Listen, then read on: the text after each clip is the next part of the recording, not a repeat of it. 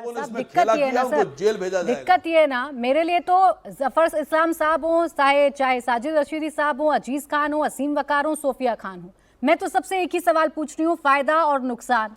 आपको इसमें अलग से चश्मा लगाना है, आप में इसमें विक्टिम खेलना है, आपको इसमें यह बताना है कि देखिए मैं मुसलमान, मुझसे ज्यादा सवाल पूछे जा रहे हैं। ऐसा नहीं है, आप मुझे फायदा गिना दीजिए ना। मैंने तो आपको एग्जाम्पल के साथ बताया, अतीक अहमद 71 करोड़ की संपत्तियों पर कब्जा करके बैठा हुआ था, वक्फ की हैं सर ये 71 करोड़। आप समझ रहे होंगे इससे कितने लोगों का फायदा होता। मुख्तार अंसारी गाजीपुर में कब्रिस्तान की जमीन पर होटल बनाया, बाराबंकी में एनएच के पास 12 बीघा जमीन पर कब्जा कर लिया, लखनऊ में वक्फ की जमीन पर कब्जा कर बेच दिया, तब नहीं सवाल पूछे जाते आपसे? मैं सवाल जवाब दे रहा हूं आपको। हाँ दीजिए। अभी एक चैनल के ऊपर उत्तर प्रदेश के वक्फ मंत्री राजभर साहब के बेटे ने बयान दिया, भतीजे ने, बेटे ने, उसने कहा कि हमारे यहाँ वक्फ बोर्ड में 800 करोड़ के घोटालेबाज, 500 करोड़ के घोटालेबाज, 300 करोड़ के घोटालेबाज। साहब मंत्री खुद ही हैं और खुद ही अपने घोटालेबाजों को गिना रहे हैं नाम। मैं कह रहा हूं होटल बनाया या एयरपोर्ट, सरकार ने कार्रवाई क्यों नहीं की, गिरफ्तार किसको किया? जवाब दीजिए जफर इस्लाम जी। मेरठ में शिया वक्फ बोर्ड की जमीन पर आपकी सरकार एक शराब माफिया कब्जा किए हुए, 2017 से 2025 तक घोटाले गिनाने से बढ़कर आप लोग कार्रवाई क्यों नहीं करते हैं? राजनीति क्यों करते हैं जफर इस्लाम जी? क्यों नहीं कार्रवाई कर रहे हैं आप? जेल क्यों नहीं भेज रहे हैं आप लोगों को? किसने आपके हाथ बांध रखे हैं? क्योंकि मैं जवाब ले, आप सिर्फ जबान से तो घोटाला गिना रहे हैं लेकिन आप कार्रवाई नहीं कर रहे हैं। किसका डर है आपको? जफर इस्लाम जी एक सेकंड रुकिए। हाँ बोले। नहीं असीम भाई, मैं कोई पर्सनल कमेंट नहीं करना चाहता, ना कोई इसमें मेरी रुचि भी है, लेकिन चाहे वो अतीक अहमद हो, चाहे वो मुख्तार अंसारी हो, चाहे मैंने सोशल मीडिया में आपके प्रेसिडेंट के साहब के बारे में भी ऐसा पढ़ा, मैं ना तो उसकी पुष्टि करता हूँ, ना मैं उसके बारे में कोई टीका टिप्पणी करना चाह रहा हूँ, लेकिन इस तरह की बातें उठती हैं। इसलिए जब ये मामला जाएगा कोर्ट में ना, अभी तो कोर्ट में चला गया मामला, जब दलीलें आएंगी और सब जब फैक्ट्स और फिगर्स खंगाल के देखेगी कोर्ट, तब आपको इस बात का एहसास होगा असीम वकार भाई कि कितनी प्रॉपर्टियों को अपने ही लोगों ने, जिनको जिम्मेदारी दी गई थी कि इस प्रॉपर्टी के वो कस्टोडियन है, वो ओनर नहीं है, वो ऑथराइज नहीं है कि इस पर कोई सौदा किया जाए, उन्होंने सौदा कर लिया।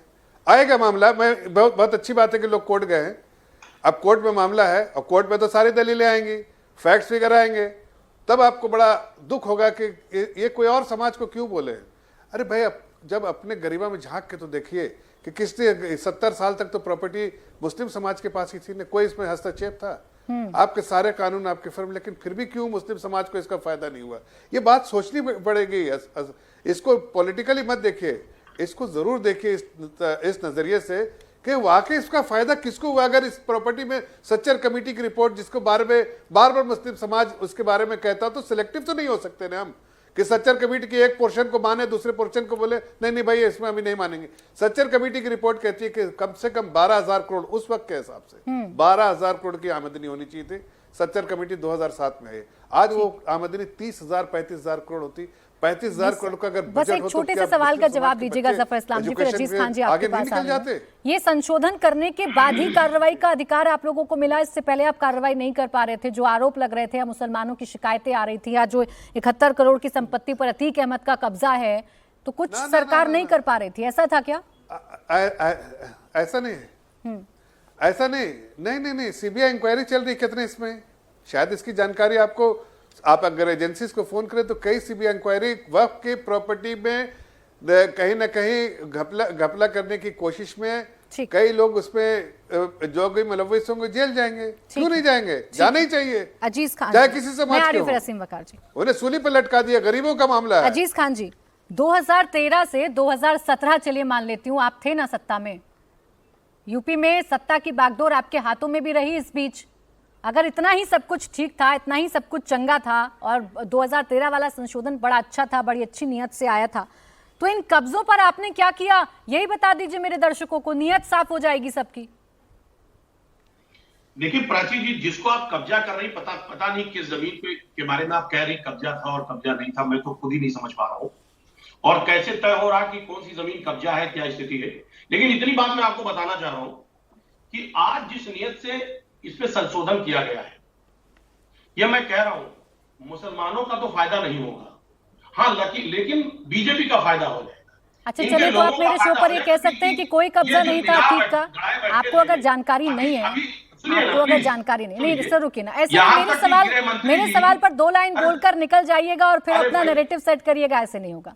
आप मेरे शो पर ये कह सकते हैं गारंटी के साथ, नहीं गारंटी के साथ कह सकते हैं कि 71 करोड़ की संपत्ति पर कोई कब्जा नहीं, या मुख्तार अंसारी ने कोई कब्जा नहीं किया, ये गारंटी दे दीजिए एक बार।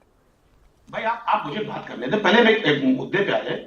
मुद्दा तो यही है कि अरे सर सुनिए ना, अरे प्लीज मैं बोलिए पूरा नैरेटिव सेट किया गया 9.4 लाख एकड़ जमीन पे, और गृह मंत्री जी लोकसभा में आते कहते 37 लाख एकड़ जमीन है वक्त के पास।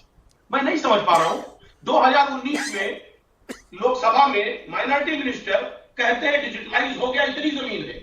आप समझिए गृह मंत्री जाते हैं और लोकसभा में कहते हैं 37 लाख एकड़ जमीन है। मैं समझ नहीं पा रहा हूं कि कौन सच बोल रहा है, कौन झूठ बोल रहा है, और सच्चाई क्या है, मकसद क्या है, नियत क्या है, आप इससे अंदाजा लगा लीजिए।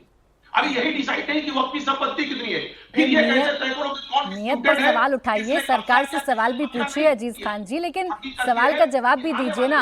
आपने कहा आपको जानकारी नहीं है कौन सी प्रॉपर्टी पर कब्जा था, तो मैंने कहा अजीज खान जी आप मुझे गारंटी देकर चले जाइए मेरे शो पर कि कोई कब्जा नहीं किया, मुख्तार अंसारी ने कोई कब्जा नहीं किया, अतीक अहमद ने, तो मैं आपकी बात मान के अपना सवाल वापस ले लूंगी।